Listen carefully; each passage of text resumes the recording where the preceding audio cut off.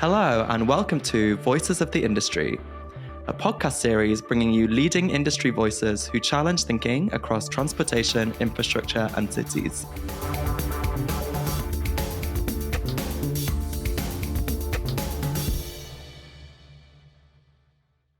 Hi everyone, good afternoon. Thanks for tuning into Steer's latest podcast episode.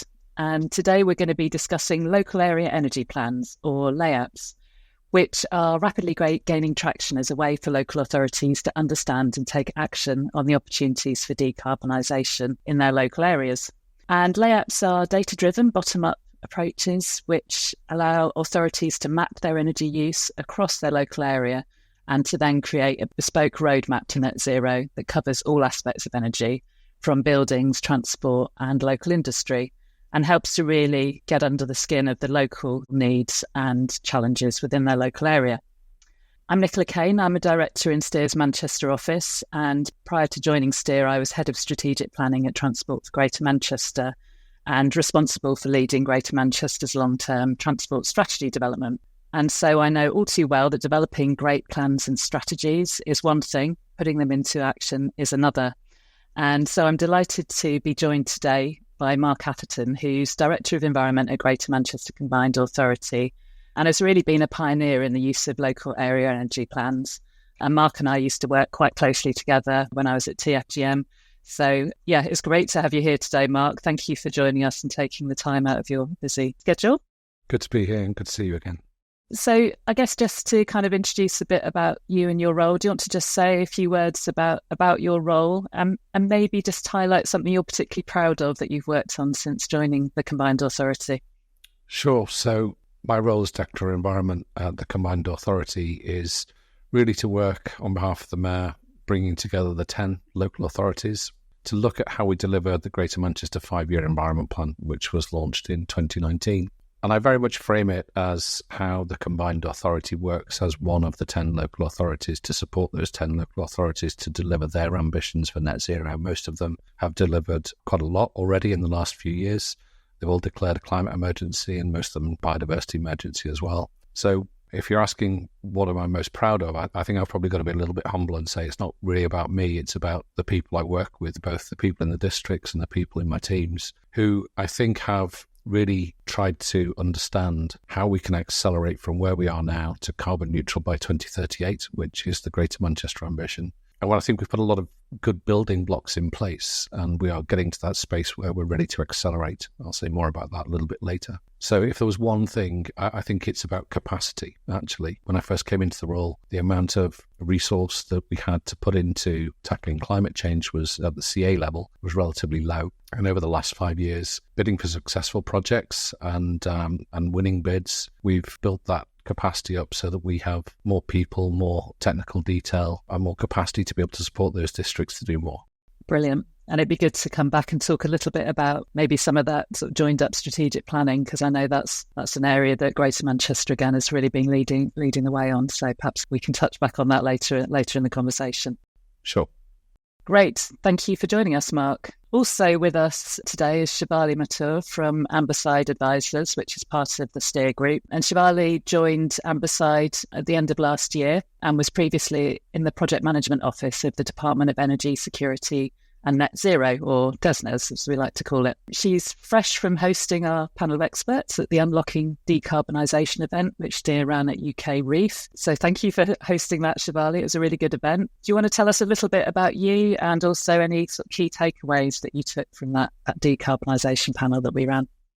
Thanks, Nicola. To be honest, on the UK Reef event, which happened a couple of weeks ago, one thing which it highlighted for me was the importance of collaboration. I think Mark mentioned about the teams, and there is a whole, I think, emphasis on how public and private sectors need to work together, not only to bring in investment, but to share best practices and plan for net zero, the strategic planning part, as you said. So there was a whole theme running across different pavilions in UK Reef.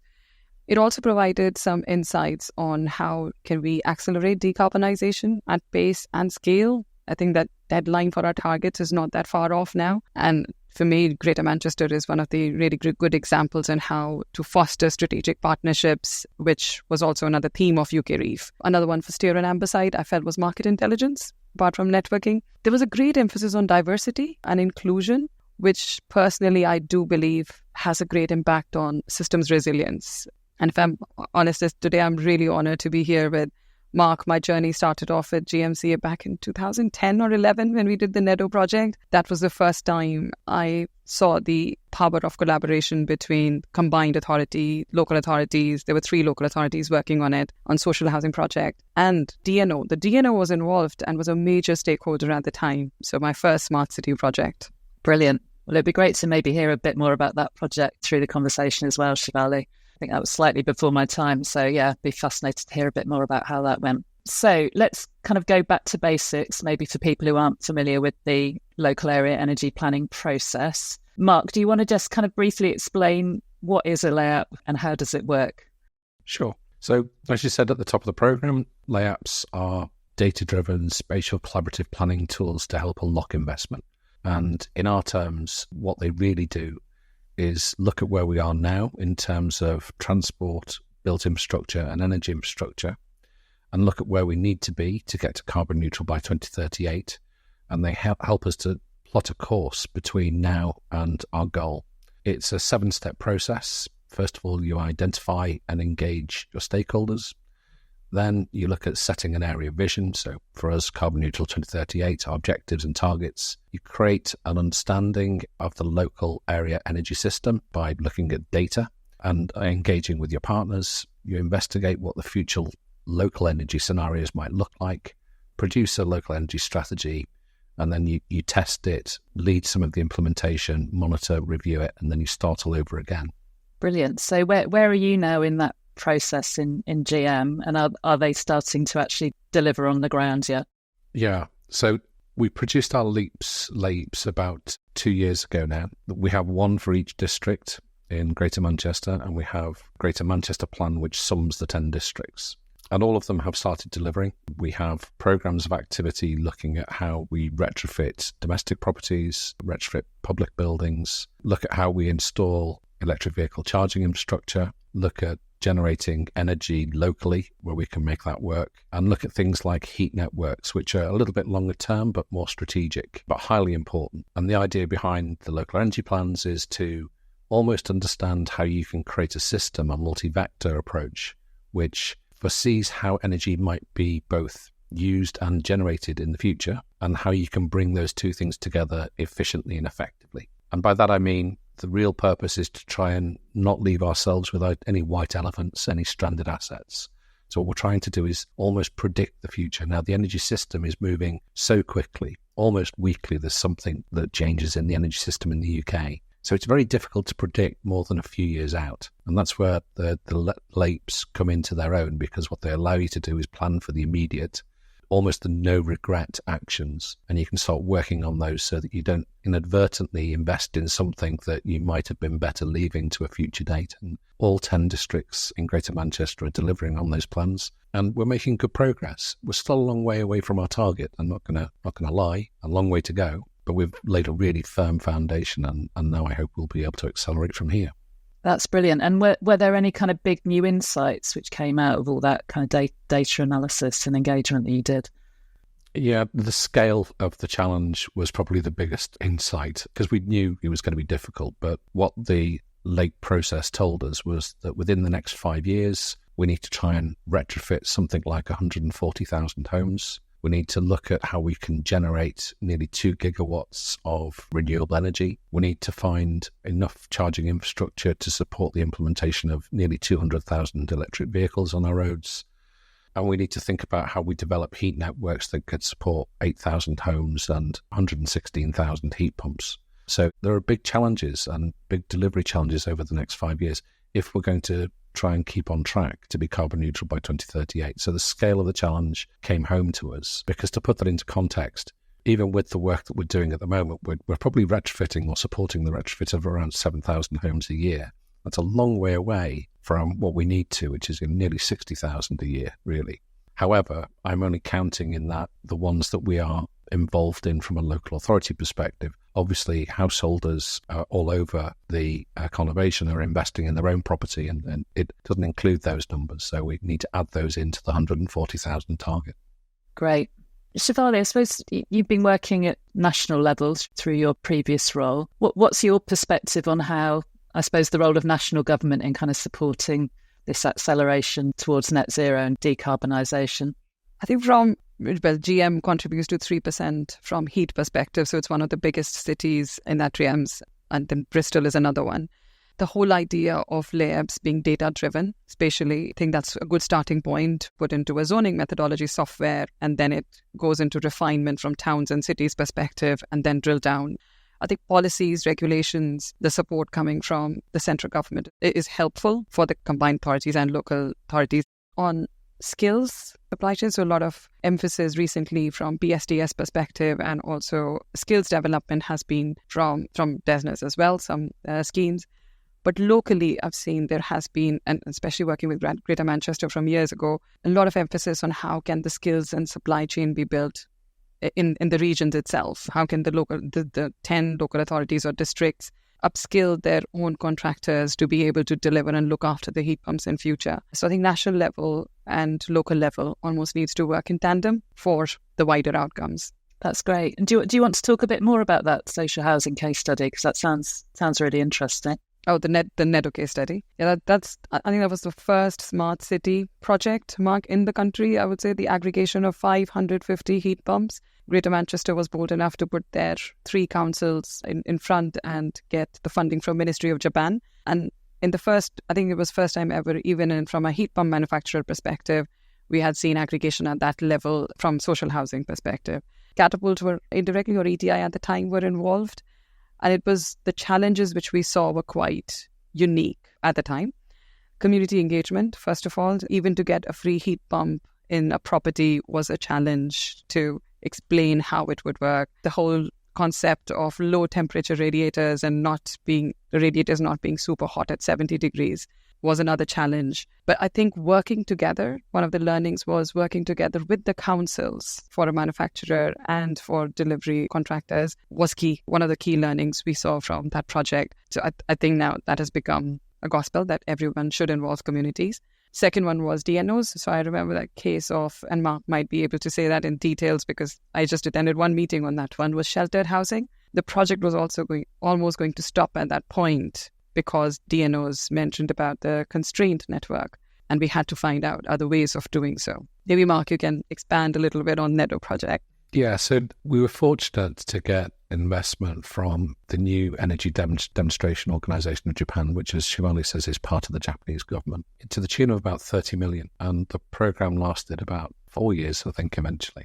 It just kept going. And the whole purpose was to test the idea that you could shift demand for energy away from the peak times. So it was really about how do you unlock some of the constraints in the energy grid, by which I mean the electricity grid in particular has peak times in the morning and peak times in the evening. And in between those peak times, the demand for electricity is relatively low.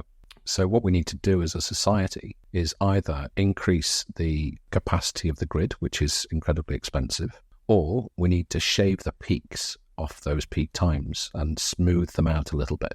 So we allow the existing capacity to be more spread over the dial period of the day.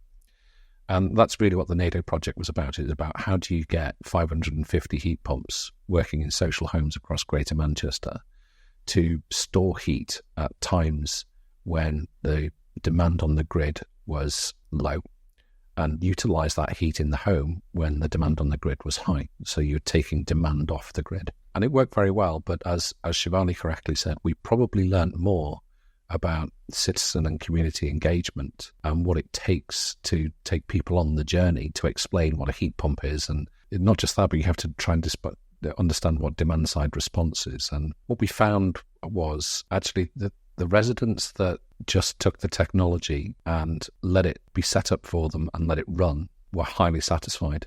The satisfaction rating was like 70-80% or more.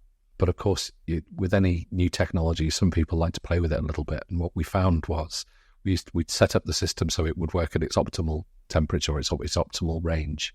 And then the resident would play with it a little bit, or we had cases where some wires became dislodged and that stopped talking to the internet. And there were all sorts of technical issues which we learned from. And it's absolutely right. You have to take your communities with you on the journey and explain step by step what the technology is, how they benefit from it, what other values they will get from it, a warm, comfortable home with lower heating bills, but also it's almost like a plug and play. You can almost let it take care of itself with a smart meter inside. And it was, I think, valued as a good learning experience as well as being a successful project for the residents that benefit from the technology. Nicola, can I just also link this to your first question on the local area plans? And it would be really interesting to hear from Mark on that side. Completely agree on the 7-stage process, Mark, and I think Catapult's defined those processes quite nicely and neatly. Where I feel, and this is probably a personal opinion, on the LAEPs, there is a gap on delivery and also being slightly static. Yes, they give the immediate actions from no regret options perspective, but that part of community engagement, the place-based solutions, from the whole behavior change perspective on how do we bring in that, and especially the complex challenge of combined authority where 10 districts or 10 local authorities have to be brought together from their diverse approaches. Do you think does a LAEP would work for others? So I think GM has done it in a very different way and successfully. But for others nationally, do you think that could work?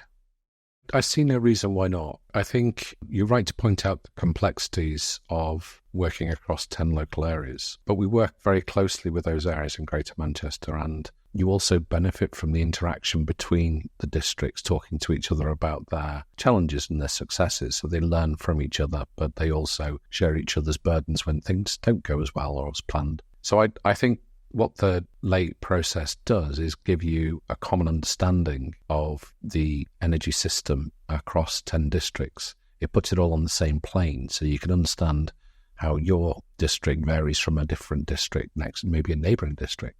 And also what it helps you to do is look at the interrelationships between those districts. So if we want to take forward a large retrofit program, let's say, if we do it across 10 districts, we can get economies of scale. We can look at demand. We can look at aggregation of procurement of those technologies to hopefully reduce the cost. You can look at the different ways that you can engage your citizens and learning from what other people have done, what's been more successful, what's been less successful. So I would probably advocate LAEPs being shared across a wider geography than just one local authority area. But I see no reason why they wouldn't work in every local authority. I think they probably will work better in urban locations, perhaps over rural, because I think rural local authorities have different and in some ways more challenging aspects to decarbonise. In urban conurbation, where you've got high concentrations of people and high concentrations of energy use, whilst the scale of your challenge is bigger, you have everything that you need to be able to bring the solution in one place. So really, it's just about convincing people to go on that journey with you. So just thinking a little bit about that kind of joined up planning. And again, this is, something that Greater Manchester's really led the way on. Do you want to talk a bit, Mark, about some of the strategic planning that's been going on around infrastructure more generally, perhaps work on Places for Everyone plan, which covers all aspects of planning, and maybe some of the structures you've put in place to help improve collaboration between the different stakeholders that will actually be responsible for delivering all of this new infrastructure and working towards net zero? Yeah, sure. So Places for Everyone is the name of the spatial plan that has just been approved that covers 9 of the 10 districts. Stockport decided to go do their own thing. And as you say, it's a planning tool that covers not just energy, but the wider planning system. And that gives us a good framework, again, for embedding some of the LAEP proposals into a wider planning policy framework. What it also does is give us a common base from which we can understand how some of the more challenging infrastructure pieces, heat networks, for example, can be quite disruptive within the physical environment. So it helps us to understand how those sorts of disruptions can be minimised or can be done at the same time as other forms of utility development to try and reduce costs, but also reduce disruption to residents. We have a strategic infrastructure board that's been set up for a few years now that includes our DNOs, United Utilities, the water undertaker, some of the regulatory bodies, and obviously the local authorities and GMCA. And that's really there to try and look for synergies to understand how in planned investment over the next plan period, ED period, what each of the utility undertakers is planning to do and whether they can be aligned and whether we can minimise the disruption that might cause. As I said, just to reduce costs where we can, but also to reduce disruption for citizens. I should have mentioned actually that the DNO, our Electricity Northwest is our electricity DNO, have been heavily involved in the development of our local energy plans, as has Cadent, which is our gas DNO, and have been very supportive right from the very beginning. So the very first LAEP that was produced was in Bury, one of our districts, and it was a pilot. And it only looked at heat, and it was part of a program called Smart Systems and Heat, which is funded by BEIS at the time and was led by the Energy Systems Catapult. And it was the forerunner of the LAEP process. It was the test and trial to see how these things worked. And then when we'd completed that piece of work with the DNO, we said, well, this is great, but we can't just look at one vector. It can't just be heat. We've got to look at multi-vectors and multi-infrastructure types, because the interrelationship between transport infrastructure, energy infrastructure, built infrastructure, as we decarbonise, those three infrastructure types become ever more interrelated and ever more complex in how they utilise energy. And so you need to look at each of those three infrastructure types. I'd probably throw natural environment in there as the fourth infrastructure type, which has effect on cooling. The plans allow you to align those and understand how a systemic approach can be adopted. Brilliant. That's great. Thank you, Mark. We've sort of touched a little bit on some of the delivery challenges. I guess one of the big topics at UK REEF was around investment and financing of that energy transition. How do we actually make this happen? And around developing robust business cases and so on. It'd be good to hear from both of you, I guess, in terms of the role of the public and the private sector in investing in some of the things we'll need to actually make this transition happen. So the other benefit of local area energy plans is that once you've identified your pathway or decided what pathway you're going to go with, it allows you to put a cost on what the transition might look like. Now, in Greater Manchester, if you sum all of our 10 local energy plans together, we estimate through a strategic outline business case that to get from where we are now to carbon neutral by 2038 will cost something like £64 billion. And that sounds like a lot of money, and of course it is a lot of money. But it's important to recognise that 70% of that 64 billion would have been spent anyway under business as usual. So what you're looking at is something like £19 billion increase in the cost, which again is quite substantial. And that can be broken down by about £11 billion operational cost, and the rest is, capital cost is 52 billion and the operational cost is 11 billion. But if you take away the business as usual, then you're left with about 19 billion.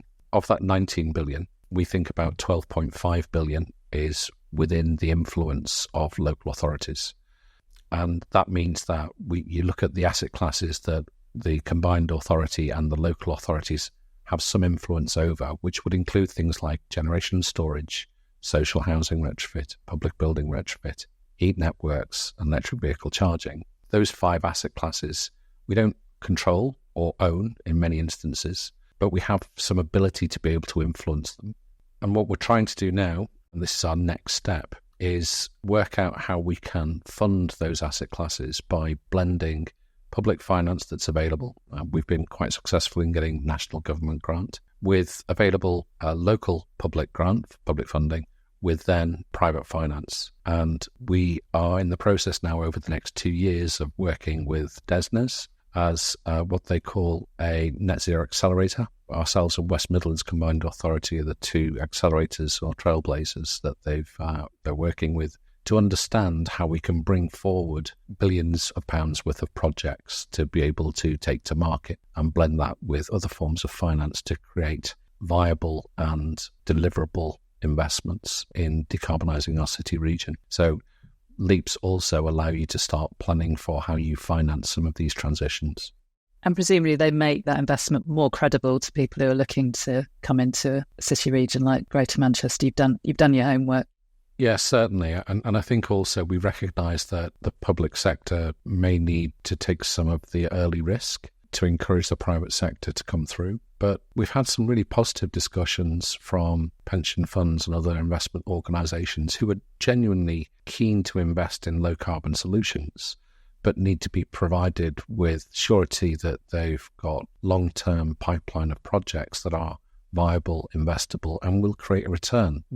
Nobody's going to do it for free, sadly. So we do need to create projects that will generate a return on investment. The benefits of taking local energy plan approach is that different projects will have different return values. By taking them as a bundle or a package, you're able to bring together projects which are highly desirable, but with projects which are perhaps less desirable, and create a blended approach so that what you don't end up with is companies investing in the low-hanging fruit or the prize apples on that low-hanging fruit and leaving the higher-hanging fruit, which nobody wants, which become more difficult to invest in the future. So it's a blended approach to try and bring those projects forward, and that's what we're working on over the next 2 years.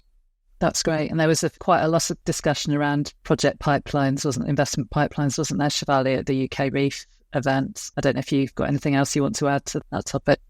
I think from private finance perspective, I echo what Mark said, that yes, there are lots of pension funds, infrastructure funds, institutional investors, in fact, even utility companies in this area who would like to invest into similar projects in the asset classes, as Mark mentioned. But these asset classes like heat networks or solar, wind generation, or be public sector buildings and EV charging, as you know, the risk profile is quite different. And it's that next step after LAEPs. So LAEPs, they present data for me at a very high level, but the project origination is often hyper-local. So it's that blend of how do we categorize the risk of a heat network project against a public sector building. I think the risk is pretty much low in a public sector decarb because the political will is there, local will is there, there are probably public funds, and in a heat network there you have different risks involved in it.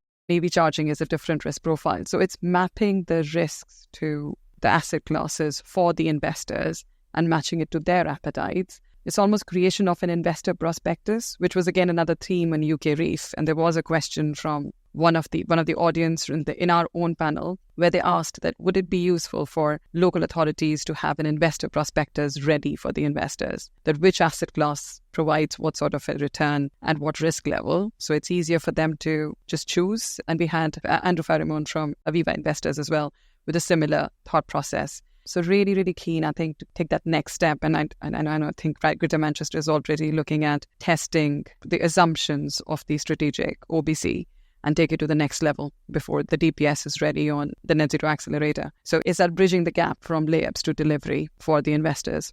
And I guess one of the other challenges around delivery is how you bring all these different programs of activity together. So you're not digging up the same street, a year apart to put in a heat network or to put in a cycle lane or to install EV chargers or whatever it might be. Have you had any thoughts about that in Greater Manchester in terms of how you bring these different programs of investment that all have to happen probably over the next 5 to 10 years, but delivering those in a kind of integrated way is going to be quite challenging. I don't know how you're thinking about those challenges. Yeah, we're working quite closely with other utility providers to try and map out what their investment decisions are for the next few years. It's quite difficult to match some of those things up, but it is possible in certain areas because obviously we want to try and reduce the costs and minimise disruption. I think it almost comes down to a project-by-project basis. And so let's take heat networks, for example. We have 5 heat networks that are approaching detailed design. It's only once those get to the point where you know that they're economically viable that you can start talking to other utility providers about what their cost might be, what the capital works might be involved in bringing those heat networks together, and whether they have similar types of capital works that can be aligned. So you do have to do it almost on a project-by-project basis. At a more strategic level and stepping outside of the sphere of energy, we've developed an integrated water management plan with United Utilities and the Environment Agency that looks at how do we potentially co-invest in areas to both improve water quality but also to reduce the risk of flooding. It's a similar sort of principle that we'll need to adopt for our energy systems as well on a case-by-case basis, I think. I do think that there is more to be done in aligning different types of funding for different types of asset class, by which I mean if we're going to generate more renewable energy in Greater Manchester, the biggest opportunity by far is through solar PV, largely rooftop mounted. And whilst we're doing quite a lot of work in the public sector estate, there's no reason why the private sector estate couldn't also undertake that same sort of activity. So the question in my mind is, well, how can we potentially do that together and aggregate the scale and potentially reduce the cost? So I think there's those sorts of opportunities which we're going to try and explore as well as part of the Net Zero Accelerator over the next few years. And do you think there's any role that national government can play? This may be a question for both of you, actually, in terms of helping to streamline some of that, because you obviously you'll be getting funding from Department for Transport, from DESNZ, from DLUP. Is there anything more they could do to kind of help make that a bit easier to coordinate? Well, I agree with Shivali's sentiments earlier. I think that to deliver a low-carbon transition will require national government and local government to work hand in glove. And I think we're starting to get that. So DESNZ funding the Net Zero Accelerator over the next 2 years and will work closely with us on the delivery of that accelerator. And what the accelerator will do is look at bundling together projects to take to market. And in that process, we're all hoping to learn from the exercise what works and what doesn't work, and we'll be able to share that experience with other local authorities around the country. So one of the benefits we have in Greater Manchester and West Midlands are in the same boat is we also are negotiating a devolution deal with central government, looking at how we can devolve public finances from national government to local and give local government more flexibility and more security over those finances. And in essence, that's the key we need to unlock, the challenge of how do you blend finance, because it's not just low carbon funding which is being devolved, it's also some transport funding, some brownfield land funding, some employment work and skills funding. So you start thinking about how you can bring forward not just low carbon projects, but low carbon projects which interact potentially with the transport system, and how do you create supply chains and bring people into those supply chains so that it's local people undertaking that work that are suitably skilled up to benefit from the green transition and help us towards growing the sector, which will be required to undertake the changes that I mentioned earlier, that the number of houses that need to be retrofit, the number of heat pumps that need to be installed. If we can get people who can go into those good quality jobs to be trained up and deliver those jobs locally, then it isn't just about delivering low carbon, it's about developing a good quality of life and hopefully a good living for the people of Greater Manchester, which has to be a win for everybody. And that helps to bring people with us. If they can see the benefit of transition to low carbon is having on their lives and not just having the benefit on the environment, then they'll be much more accepting of some of the changes that might need to be made. You asked about the national level, Nicola. So I think I completely echo what Mark said about the role of working together, national and local level. But there's another really, really important stakeholder, the network operators. But there is, I think, and specifically is having lots of discussions internally with Steer transport consultants who have been in the market for more than 20 years. I think there is a lot of learning from local transport plans and RTBs. So there are boundaries that RTBs work on, the regional transport bodies, that could possibly help the RESPs, the new regional energy strategic planners, to at least understand what sort of challenges they have seen. In the end, it's both infrastructure. We're playing with long-term infrastructure, and if we are attracting private sector investment, it's about investing into the pipes under the ground, for example.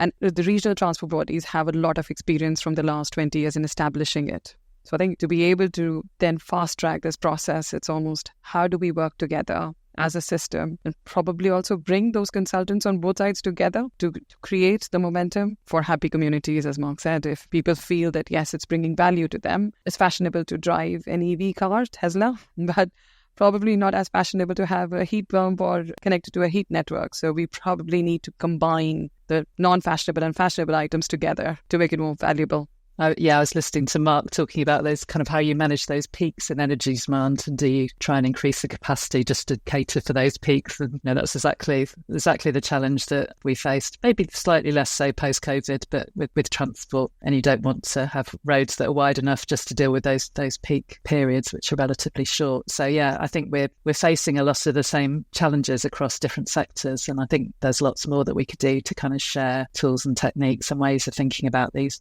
challenges and how we tackle them a bit more collaboratively, which is certainly happening in Greater Manchester. I want to come back a little bit and just touch on data, because the LAEPs are very data-driven. I'm guessing there's more data that you would ideally want to have to really improve your understanding of how those systems are working and where the opportunities lay. Can you see any opportunities or any kind of gaps in data, Mark, that you would love to be able to fill, or are there any kind of new data sources which are starting to give you different insights into the challenge? Where are you with data? So when we developed the LAEPs, it's probably the development phase was nearly 4 years ago now. We had to do quite a lot of research to bring together the best available data that we could get hold of. So we undertook a stock transition modelling of 1.2 million homes using EPC data. For public buildings, we used display energy certificate data. We had a program called Go Neutral, which looked at our public buildings and land and analysed them for the potential for on-site renewables, storage, EV infrastructure, charging. We'd been working with BEIS, as it was DESNZ now, on the heat network development feasibility studies under a program called City Deep Decarbonisation. We'd looked at work that you were probably involved in, Nicola, looking at TFGEM's work and studies on historic analysis of EV infrastructure. We looked at energy network data from the DNOs and GNOs, and we used national data sets. So all of this data needed to be pulled together.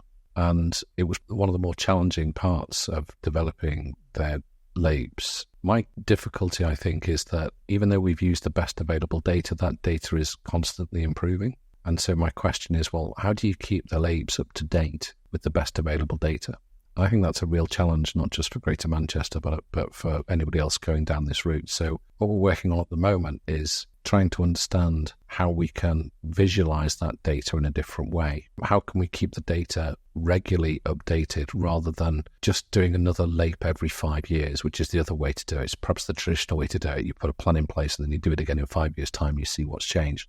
What we really want is a live interactive system that you can plug new data in as soon as it becomes available and then utilize that data, not just to visualize what your system change might look like, but also to be able to ask the what if questions. So if we put a heat network over here, what does that mean in terms of our ability to be able to generate heat and utilize heat and maybe expand the heat network into a domestic setting over to the north or to the south? So we're doing a little bit of work with KPMG, looking at how we can visualize the data using a digital twin. It's quite a light touch approach to begin with because we want to see how digital twins really will work and what benefit they can offer to us. But if it's successful, then I think that's something that we might well invest more in because I think it will save us money in the long term. And I think what it will do is give us better information on which to develop policy and make decisions. That's great. So sort of thinking about much more agile plan making, I guess, and particularly when you've got a finite carbon budget that you're working within, being able to kind of monitor and evaluate that on an ongoing basis, I guess is really critical. Any thoughts from you on data opportunities and challenges, Shivali? Without mentioning particular schemes that I've worked on, but yes, data has been a challenge, and especially if we look at domestic and non-domestic side. From energy perspective, maybe transport slightly, I think, different, and we can make assumptions. There are places where I think, so we've got this Geospatial Commission, the National Underground Asset Register, which looks around subsurface area. And I think there are still opportunities of combining all those data sets to be able to find value in the system. Also, what we capture through the geostationary satellites. And I think there are a lot of advancements have happened from data collection from space agencies and satellite communications and that sort of an industry sector. But again, we need to do it jointly. And I think there is a whole need of collaborative working across those sectors to, again, share best practice and also understand the value of combining the data. Another aspect, and I think especially looking at some of the project work which we've done recently in Steer, Nicola, I've realized that monitoring and evaluation almost needs to be thought at the time of developing a process like LAEP. Right, this is the baseline. This is where we want to be. But during that process, how am I going to monitor? Am I reaching my wider outcomes? The fuel poverty, if suppose it's going to go down, but then increase because of another factor, how am I measuring it through the actions of progressing from the setting of the goal to reaching of the goal? Air quality, which is almost, I think, everyone's challenge. Skills development, supply chain development, jobs, growth. I think there are those wider outcomes which we all want, but how do we monitor and evaluate it? I think it's part of data for me. So it's not only at the point of collecting the data, but how are we going to be evaluating it almost comes together. Yeah, and I think that's massively important, isn't it, for making the case for future investment as well. And I guess for persuading the decision makers, the politicians, that this is the right thing to do. And there are lots of wider benefits from these kind of improvements. And I kind of wanted to touch briefly on maybe the political angle, if you're happy to go there, just in terms of how do we sell the benefit, not just of producing these plans, but actually delivering them to our political leaders, whether that's locally or at a national level. It'd be great to hear your thoughts on that. I think irrespective of the colour of the government of the day, as a country, we have signed up to legally binding targets for carbon. And as part of a global citizen, we have a responsibility, I think, to lead the way. I also think, though, and you'll hear many people say this, that there is a benefit in going first sometimes. I mean, yes, you do trip over things because you won't be doing things for the first time, but you also are right at the forefront of innovation, and you are able to look for ways to do things differently, which other people might benefit from. And that does have an economic benefit, by which I mean you can look for opportunities to reduce the cost or increase the efficiency of a given technology if you take it to a scale that it hasn't done before. Heat pumps are a very good example. We should be seeing, in my view, a reduced cost of heat pumps and an increased efficiency of heat pumps as their uptake increases. That's certainly what we're saying to the manufacturers. That's what they need to produce for us. And that has a benefit in terms of understanding how you can reduce the overall cost and increase the delivery through greater aggregation, but also how do you link together different technologies so that it makes sense to deliver at a local level. So let me give you an example. It's one of my bugbears, so forgive me. If you want to retrofit your home, if you want to make your home zero carbon, I know nothing about your home, Nicola, but let's assume it would probably require you to put insulation in your home. It would probably require you to put a heat pump or change out your heating system for one which is lower carbon. It will probably require you to have some form of smart energy system or management system in your home. And it'll probably require you to have some form of energy generation on your roof if your roof can take it. And each of those technologies exist. So we're not talking about anything that is unicorn land. All of these technologies exist. But for you as a homeowner to put those technologies in place, you'll have to go and negotiate with a whole raft of different suppliers. You'll have to make sure the technologies that you're selecting will talk together. When they do talk together, that they will work with your energy supplier, whoever that is. And I think we need to get an awful lot smarter at that. Now, to be fair, some of the energy companies are already starting to offer this sort of service. But that's where we need to get to. We need to get to the point where having a smart home and having a comfortable home and having an energy efficient home, as Shivali said earlier, becomes something of a status symbol. It's something that people aspire towards, just as many people aspire towards having a conservatory. And that adds value to their property. We need to see this sort of transition to low carbon homes as being something that people aspire to, but also adds value to their property so that when they sell it on, they feel like they're getting their money back, the money they've invested back. And I think that becomes important, but also it helps us to sell this to our politicians, because what you're then saying to the politicians is, well, we're heading towards greater autonomy of energy, creating prosumers, so we're heading towards a just transition. You're reducing the potential energy bills of the most vulnerable citizens we have. You're understanding how you can grow the supply chain so that you can create those good quality jobs that I mentioned earlier. So it becomes not just about doing good for the environment, it comes about creating a new system that supports our economy and creates greater social well-being. What isn't to like about that? Yeah, I think that's really powerful, isn't it? And it creates people who are more aware of how they're using energy and perhaps more conscious of that. I mean, the one thing I have done is put solar panels on, and it's made me think completely differently about, when I use my appliances, obsessing over whether my batteries filling up and so on. So I have a completely different level of understanding now of how much electricity I'm consuming and what time of day than I would have done previously. So I think all of these things just kind of increase our consciousness about our own personal impact. I think Mark and you have given beautiful example, and it sums it all. But I'll give a very, very recent example of what happened, and that has sort of stuck with me. So at UK Reef event, I was at the Catapult stand, and I was standing next to Nicole Endiveni, and she was being congratulated. And I congratulated her for same, because she has recently been elected as the Police and Crime Commissioner for Derbyshire. But my instant question to her was, and maybe it's my naivety, that what was her role in UK Reef, where we were all talking about clean energy, decarbonisation as a service, how can we bring scale and pace? And when she answered to me, I think it's all about the narrative. She said she would like investors to think about how they can invest into ESGs and reduce crime by offering more jobs. And my instant question was, yes, that's really good. And I think businesses do want to give jobs and invest into it. But what is in it for them? And it was quite clear that if the investors invest into it and the crime decreases of the area, the property value increases. So it's a direct return. It was so beautiful of the reduction of crime proportional to an investor return, which I hadn't thought about. And it's all about the narrative of how all of us can get value from just doing the right things and doing our bit towards the wider social outcomes. Brilliant. So yeah, I think that brings home nicely the importance of thinking about these things in a much more integrated and holistic way. Everything that we're doing is interconnected, and that it's so important that we start to develop our plans in that more systems-led way. So I think we're probably coming to the end of our conversation. It's been great to talk to you both. I'm going to slightly put you on the spot with one last question, which would be what would be your top priority for accelerating progress towards decarbonisation?